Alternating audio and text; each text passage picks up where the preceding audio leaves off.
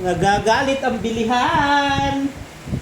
Ayaw nang magpasuklay. Kinakati pa man din. Ba't na? Dali, masuklay na, dali. Ay, ang bait. May pagkain. May pagkain ng bili. May pagkain yan sa akin at mapasuklay. Ay! Patapang-tapang na. Ay, anong ngala na? Tatapon kita sa labas. Gusto mo tapon kita sa labas? Hindi ka napasuklay. Ha? Ba't na? Korto na. O, bait, paks na. Pis na. Oh, ay. Oh. Masuklay na ulit. Isang suklay na lang, dali. Ay.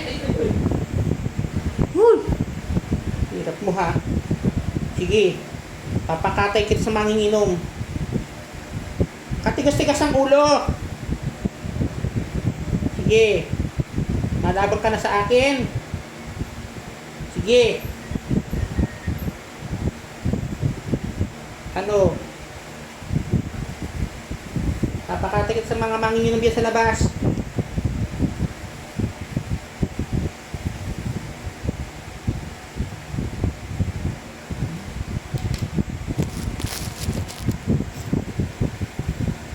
Kaganda ng nagsusuklay at nanganing maganda ang buhok mo. Ayawan mo. Sasampigain talaga kita, Billy. Ayaw ko ng pasaway na aso, ha? Naku. Gustong dumugo ang bibig mo.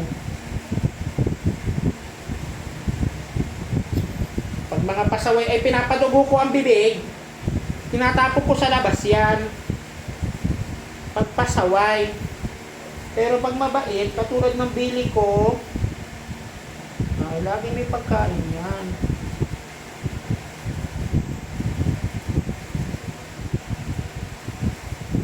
Tingnan mo na, ang ganda na ng balahig mo. Wala nang sabi.